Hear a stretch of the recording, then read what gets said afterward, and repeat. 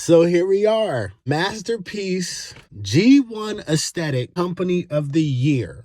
Masterpiece G1 Aesthetic Company of the Year. Who wins this shit?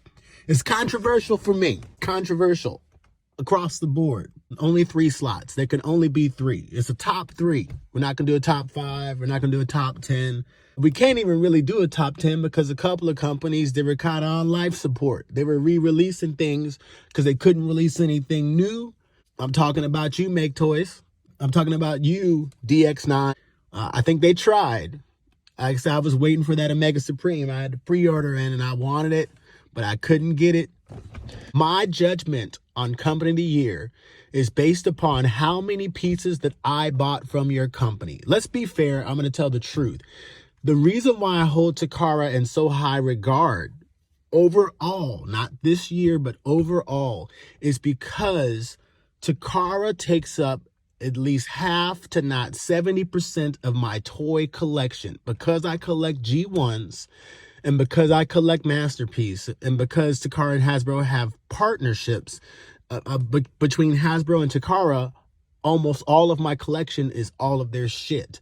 So I give them a high space. I give them like a #1 toy company in my personal collection, not of the year, but over a lifetime span because I've collected their shit and I have so many of their pieces. But of the year, how many pieces did Takara even release? So let's go through it. Third place. Let's start it at third place. Third place would have to go to MMC. MMC takes a third place with an honorable mention to Magic Square for the ambitious strike to try and take down MP44 KO, not the official, the KO.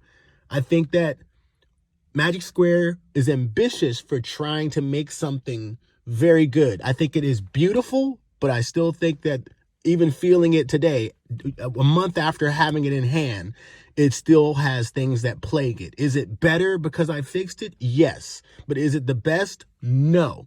So MMC is number 3 because they've got a fucking track record of making awesome shit. They really do. MMC has this great first aid, and I was supposed to get Streetwise, but that shit got delayed. And I know why it got delayed, because we got things going on in the companies and the places where these things are manufactured. And I can't complain about that. All I can do is wait patiently and hopefully all those things work out and I can get what I'm after. But Streetwise was supposed to be released, but First Aid did come out and that shit was phenomenal. So I give them a number 3. Okay. It's a number 3. So number 2 on my company's G1 Aesthetic Masterpiece and Third Party Company of the Year is X fucking Transbots. Why? Because they put shit out. Because this Ultra Magnus is fucking amazing. I don't have it in hand yet. It is on order. It is supposed to be here soon. But everybody else already got theirs. And a lot of people that are naysayers about X Transbots are glowing about this thing. And I know I will do the same. Because I love X Transbots. I love what they do. I feel like fledgling companies that have problems that are working through their shit are worth my salt. I feel like companies that put in the time to listen to people and perfect things and work on things. I think that's never been an issue as far as sculpt is. There's only a few sculpts from X Transbots that I don't even fucking like. The rest of them shits are right on the money. I feel like the thing that plagues X Transbots is quality. But what did we get? What did we get from X Transbots? We got the Inferno Dante mold. We got Grapple. We got 4 fucking versions of the Fusos.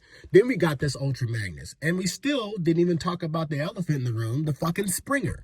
All that shit within last year to this year is released. And that's a lot of shit. So I'm proud of this company for doing the fucking thing.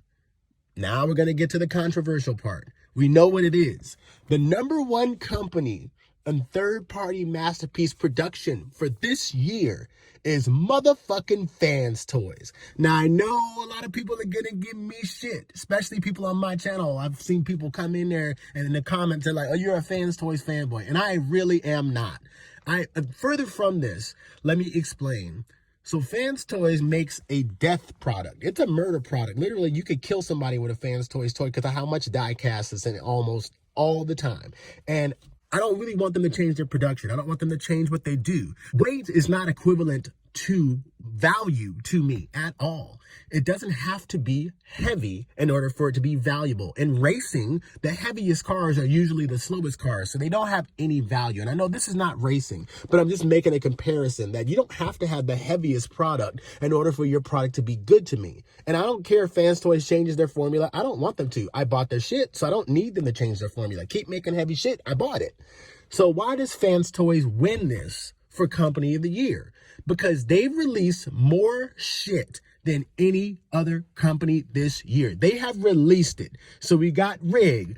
And if we really want to be fair, Soundwave should qualify. But we got Tesla 2.0, which was fantastic. And I'm going off the pieces that I even purchased. I'm not even going on the pieces I didn't purchase. But out of all the pieces that Fans Toys has released, I'm not even talking about the back catalog shit. Because I bought my aerial bots this year. I didn't get them last year.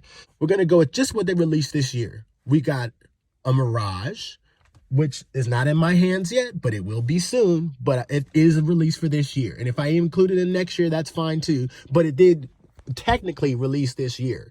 We got a fucking Hoist. We got a Trailbreaker. We got Skull Cruncher. We got fucking the Headmaster for Fort Max. Now, of all the pieces that I'm listing, I didn't buy all of them, but majority of what I bought was from Fans Toys this year. Majority of what I bought, because they are making the thing that I love. Now, how could it be that Fans Toys, which is a company that I do not love, is becoming one of the companies that I love? It's because they're releasing shit that I want. If you release what I want, even if I don't like your company, and I don't hate Fans Toys, by the way. I feel like people always glow about them because they're all about this, oh man, it has to be painted. No, it doesn't have to be painted. Oh man, it has to be heavy. No, it doesn't have to be heavy.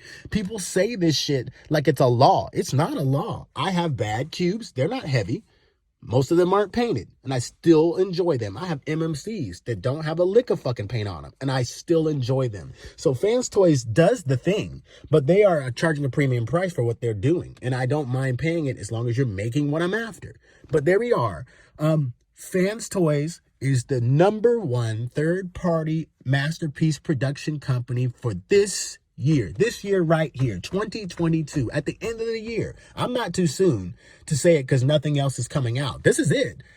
I'm so proud of all these companies that tried. Make Toys, I know they tried. DX9, I know they tried. I know that there's circumstances that prevented these companies from doing things. I want to even give a shot to Deformation Space for being shut down, making the bold move of going against Takara at a release of a Takara product. How are you? Twice, by the way. Transform Element and Zeta. You guys are just on it. Y'all are riding Takara out. So where is my company lying all of this? Takara, my boys. I love Takara. Well, they're in last place because they are the progenitors, if you will. They're the ones who started the Masterpiece game. And they, in this year, are still not doing shit. We got train bots that I don't give a fuck for because I'm not into raiding. And we got 0 G1 Masterpiece. We got a Trailbreaker that was supposed to come out that didn't come out. And we got a Skyfire that may come out. And I'm upset about that because I want that Skyfire. I want that Trailbreaker. I want the Hoist that becomes of the mold from Trailbreaker. And I don't know if we're going to see any of that shit because this whole year, Takara just kind of sat out. We know they have a cliff jumper and haven't seen that shit yet. I'm disappointed because I want that one. I don't want the Fans Toys cliff jumper. I want the one from Takara. So for me, I need matching things. I need Takara stuff to match Takara stuff. And I have their Bumblebee and I'm happy with their Bumblebee. I need their cliff jumper. So I'm waiting for it, but I haven't seen a hide nor hair of any of this stuff yet. So last place to Takara Tomy.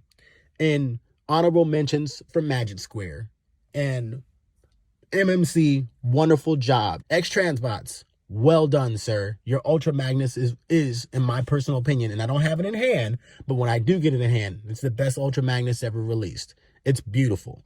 Fans Toys, magnificent job. For a person like me who is not a Fans Toys fan, you have made me fall in love with your product this year. I bought more Fans Toys shit this year than I've ever purchased. And I spent more money on Fans Toys shit this year than I've ever purchased because you did the fucking thing. If there was a contract to be put out there over you doing the thing, you fucking won. You won that shit in spades. So I appreciate the work that you guys of all these companies have put in. And I'm thankful for you guys to be making so many great toys, so many great products. Thank you so very, very much for putting them out. And you all deserve a round of applause for staying in it during the hardest times.